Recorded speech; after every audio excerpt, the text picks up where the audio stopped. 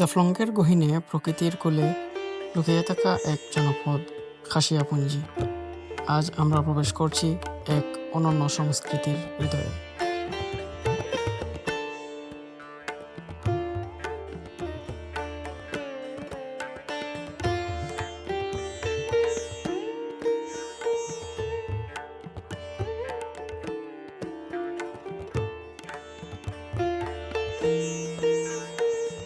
এই জনপদের প্রাণ হচ্ছে এখনকার নারী সমাজ, পান চাষ, গৃহস্থালী আর সংস্কৃতির রক্ষক এই নারীরাই।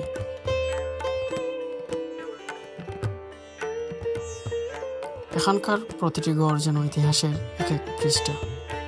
বাঁশ, কাঠ আর প্রকৃতির উপাদানে তৈরি এসব ঘর শুধু থাকার জায়গা নয়, এটা খাসিয়া জীবনের প্রতিচ্ছবি।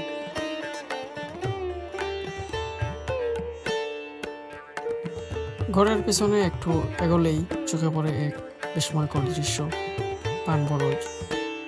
এটাই খাসিয়া পরিবারের মূল জীবিকা। এই পানের খেতি ছড়িয়ে আছে সারা সিলেট ও দেশ জুড়ে। পান শুধু অর্থনৈতিক ফসল নয়, এটি খাসিয়া সংস্কৃতির অবিচ্ছেদ্য অংশ। তারা যত্ন করে গাছের প্রতিটি পাতার খেয়াল রাখে।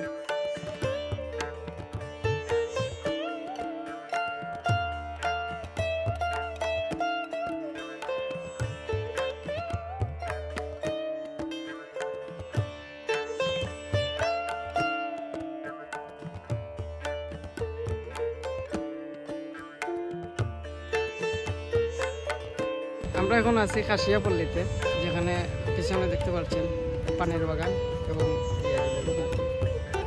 ইতিমধ্যে আপনারা হয়তো দেখে ফেলছেন আগে যে খাসিয়াপুঞ্জির ঘরগুলো। এখন আমরা আমাদের গাইড আঙ্কেলের কাছ থেকে কিছু ইতিহাস জানবো।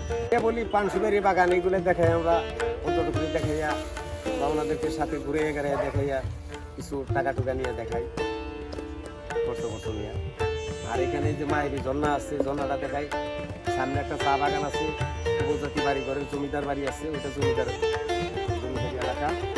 এই পানসুপারি বাগানের জমিদার, ওনার বাড়িটা দেখায়। গাড়ি দেওয়া, নৌকা দেওয়া, সাথে থেকে দেখাই নেই এই জায়গাগুলো। বাড়িটা কোন জায়গা? এটা হলো আপনার লসিয়াপুঞ্জি বসতে যায় জমিদারের বাড়ি। এখান থেকে কতক্ষণ দেবো আমরা? এখান থেকে 8 কিলোমিটার দূর, 8 কিলোমিটার দূর গাড়িতে যাইতে, অটো গাড়ি।